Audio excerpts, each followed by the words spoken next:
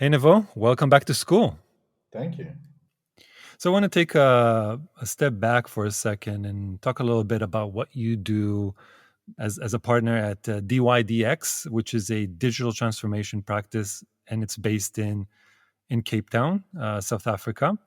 But you guys have clients all over the world. Correct me Yeah, if I'm wrong. correct. And people all over the world. So we based kind of our offices in South Africa. So we have kind of an office here.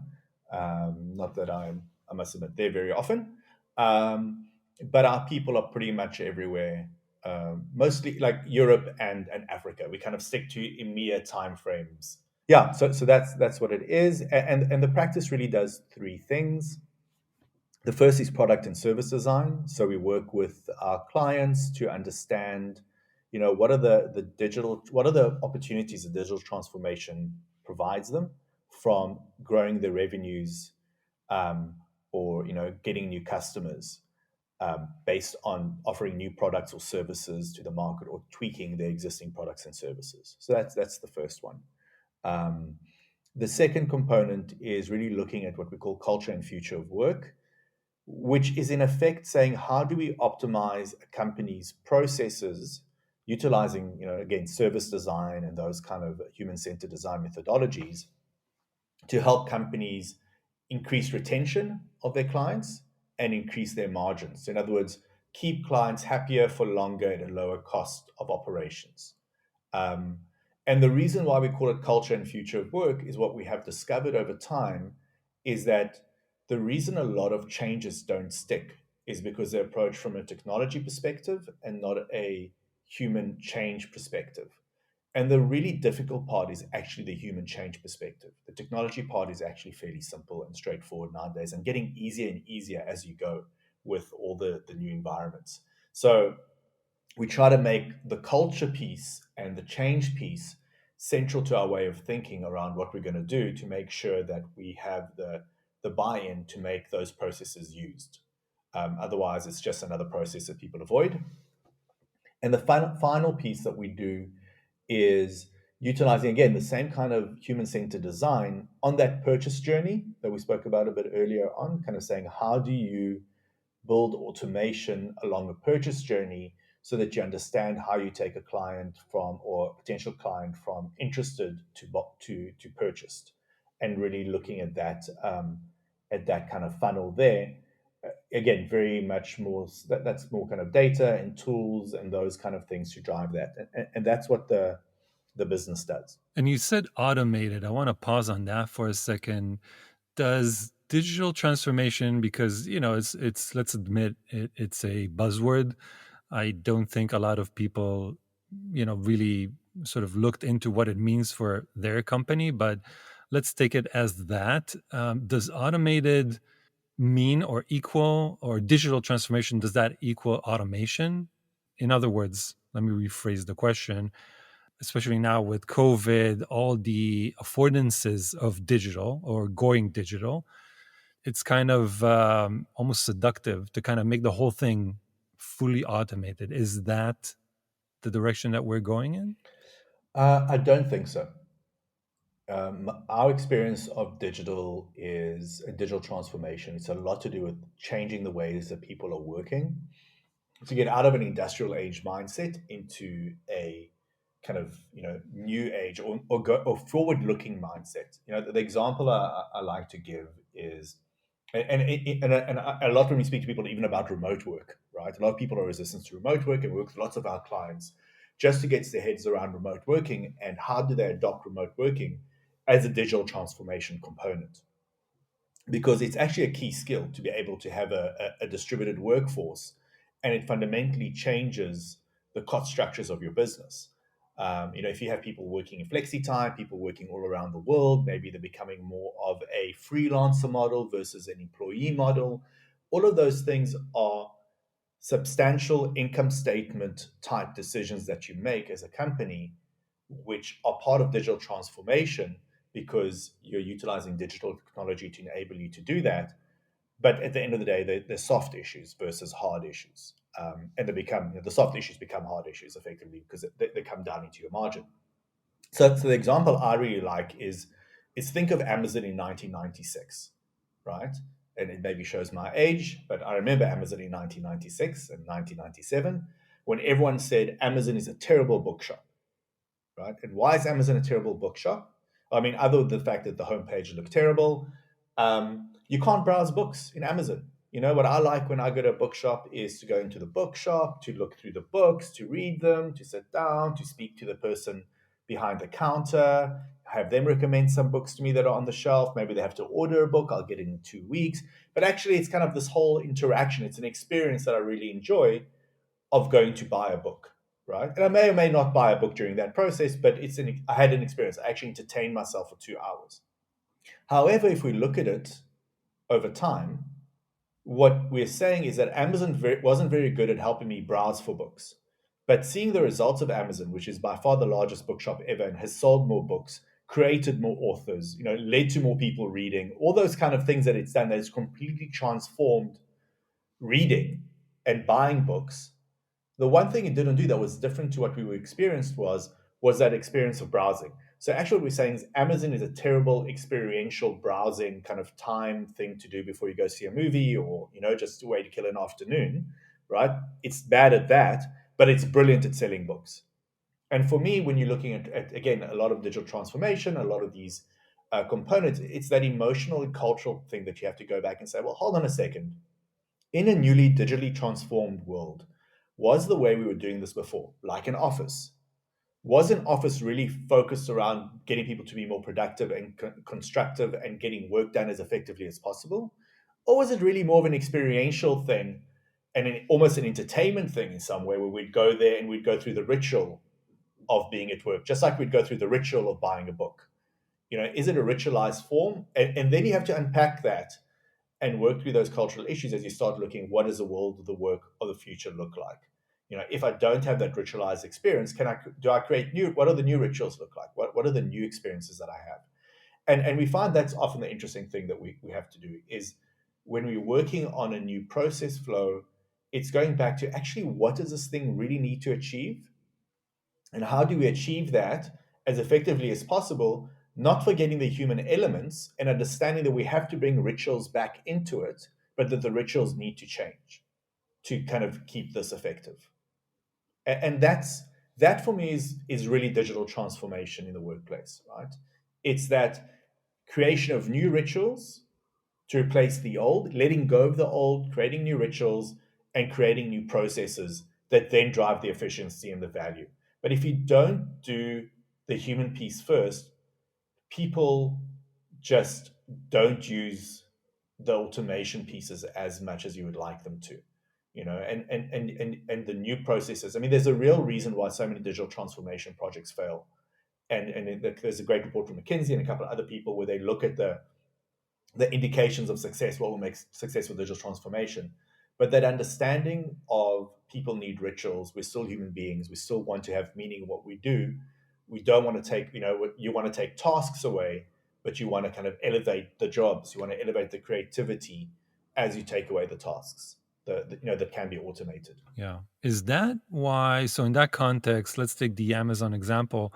Is that why they brought back, or I guess, reinstated the bookstore? I mean, they still have a bookstore, right? A couple of bookstores, like physical brick and mortar.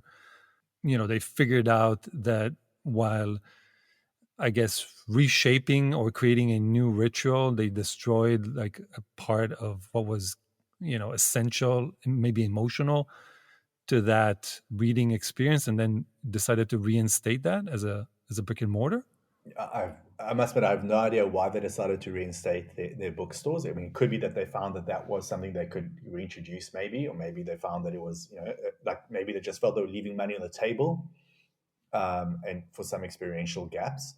The fact that it hasn't been rolled out broadly maybe means it's an experiment. They're testing stuff, but we don't know yet.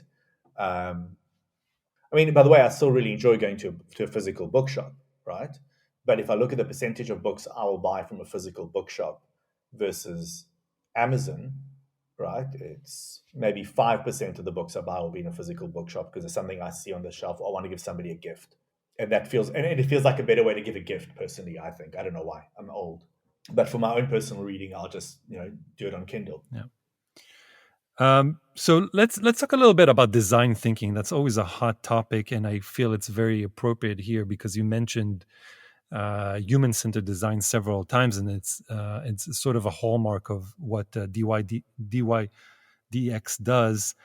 Um, so you and I initially connected over LinkedIn, and you were teaching, and maybe still are teaching, design thinking at Red and Yellow, which is the creative school of business in Cape Town. What's the most misunderstood thing about design thinking? So I think the most misunderstood thing about design thinking is that people assume it's about that workshop and putting up sticky notes. But it's really not about that at all. I think that is a flashpoint in the process, but it's not the process. Um, I think the other thing, I mean, I would probably say is that people don't understand that design thinking is a process of thought that you go through, a process or structured approach to go through, which in my mind, the most important thing it does is it stops you from making a decision too early. And I think the contradiction that we have in business especially, right, is that from a business point of view, we kind of think that seeing a problem, quickly judging it, and quickly making a decision is being a good business leader, right? That's how we've been raised and taught and everything else. And interestingly, that feeds straight into that whole overconfidence bias, which is the most dangerous bias out of all the biases that we have when making decisions. And what I think design thinking does very well, it forces, especially executives, to be much more attuned to the research they're getting back and to be listening a lot more to the market than they would if they were sitting around a boardroom table with a whole lot of people from inside the business making a decision. The fact that it's always based around research, testing, decisions, research, test, iterate, that process is the magic. It's that iterative approach and testing approach and taking smaller bets and building certainty versus being certain up front and then kind of dealing with failure. That for me is what design thinking does really well, and the crux of it. Right. How do you deal with, or how do you grow the patience component of the process? Because my experience has been, they're anxious to, like, it's a process. The fact that there's a process, there's a start, there's an end, and we want to get to the end as quickly as possible. So when can we get to it, and when can we see results? How do you sort of circumvent that knee-jerk reaction and, like, nurture patience? So the way we do it, and the way I recommend it be done, is you have a very strict timeline with regular delivery. So like we do weekly feedbacks with our clients, for example, right? So every week we do a show and tell of what have we learned, what are the decisions we're making, and you work very quickly in that week to do and test and find out stuff, right? So speed is critical to maintain momentum, and inclusion in decision making is critical. So high levels of transparency, joint client, specialist teams, lots of customer feedback. And then what I find is that no one ever minds, an 8-week process to come up with a, like, two or three possible prototypes to go into like further testing. Because everyone that's involved sees the progress they've made over that period of time and go, actually, wow, this has been really quick. And we've got a lot of work done and a lot of research and a lot of insight during this 8-week process. And that builds up the confidence for the next 8-week process. And that settles people into it, I find. Doing it too often though, like I think the momentum is critical though. Design thinking isn't a slow process, it's a fast process. Speed is key. Right. I think that's if we go back to the previous question about misunderstanding, I think, yeah, the part that it has thinking in the name, people kind of associate that with, like, okay, kind of like a philosopher thinks. Let's stand around and think about, and it kind of goes with that whole image of, like, people in a small boardroom or a large boardroom, whatever, and post-its thinking, as opposed to actually iterating very quickly on the problem to get evidence. Yeah. And that evidence is key, right? It's all about, here's what we've learned, here's the next stuff we now need to learn because we've learned this. We couldn't have asked that question 2 weeks ago because we didn't know that that issue existed. Right. Is it also changing the conversation or maybe reframing it kind of around what progress means? Kind of going beyond the, I don't know, that P&L or whatever, like the way that a corporate typically measures progress or their KPIs. I don't think it does. I think within the project, it really doesn't, right? Because generally, what they'll, like a key thing is to have a very good understanding of how long it's going to take to get somewhere, right? And the hardest part of it, I think, from a corporate changing the understanding is we don't know what the outcome will be yet, right? Is that they've got to sign on to a process where the outcome is not certain. There may be nothing here, or we may, what we find may not be as attractive as we think it will be. Like there's a real risk of failure, and without the risk of failure, there can be no chance of success. And I think those are the important things to do. I mean, if you look at the project we did for Smollan recently, which was about the smart dispensing units, right? So packageless dispensing. We had no idea that that was the solution to the problem that we were initially started with, right? None at all. What was the initial problem? The initial problem was, can we change how products are sold? In other words, product as a service inside lower income areas. So not necessarily informal, semi-formal type of retail. Can we change that, how people consume things? And this idea was one of four ideas that got developed through the process, um, and managed to survive and was selected at the end because it actually had the most viability, right? It made that like viable, feasible, profitable kind of view, and that was the one that met all those criteria, that had the best results out of all those criteria as we tested it. So that's the one that we ended up going with it, from that process. But I had no idea that's what we were going to come out with at all. Hmm. So tell me a little bit about that case study. I mean, how is that an example of human-centered design or design thinking? So I think what makes that interesting is a human centered design example is that the business problem was basically this. And in kind of lower income countries or developing countries, a lot of the retail is informal in what we call like maybe in developed world slums, but basically there's very little retailers. There's kind of informal retailers, so it's not big chains that are getting delivered goods through either a wholesale or a patchwork type of market, and are selling it to people that are buying in cash around them, right? And there'll be like in South Africa, for example, 70% of those people are like a garage, like somebody's car garage that was converted into a shop. There is a window that you go to, you ask the person for what you want, they kind of put it off the shelves and give it to you, right? It's that kind of environment. um, but that said, that environment is probably 30% of all the retail that occurs. So it's a massive amount of spend going through a very distributed network. I think South Africa is just around 200,000 of them that exist. So with that environment, how do you penetrate that market? Because the challenge a lot of the big FMCG brands have is that they don't have any data of what's actually happening in all those stores, which makes it very hard for them to respond to any market changes, right? They don't understand, they're blind effectively to what's actually happening on the ground.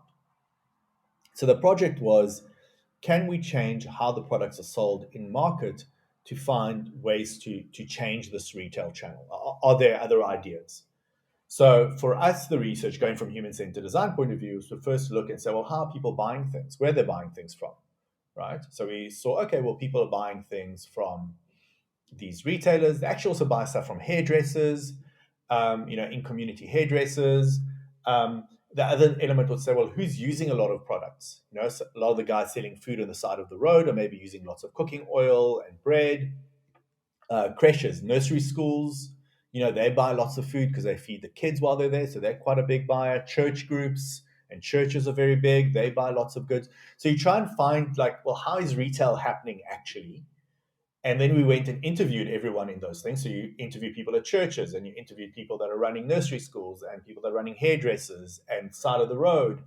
And you get an understanding what their retail environment is, where do they buy from, how do they buy it, all these kind of things. And you kind of collate all this data. And we must have done, I don't know, hundreds of interviews, to kind of get this done, and plus kind of pulled on existing research where there was, and experts and all that kind of stuff to come up with some ideas of saying, okay, cool, now we have an interesting body of research, and we're starting to get an understanding of how this market is functioning and what people's pain points are. And then what we did is actually we even ran what we call a fake ideation session. So we created a hackathon for like 50 young entrepreneurs from a township area to have them come up with ideas of how they would solve our problem. So us and the client got together, got 50 people that weren't us, to see how they would approach the problem. We weren't really worried about what the ideas they came up with would be. We were just interested in how they viewed it. What's their perspective of it, and fed that into our body of knowledge. And there was one idea that was actually quite interesting. But we kind of fed it all in.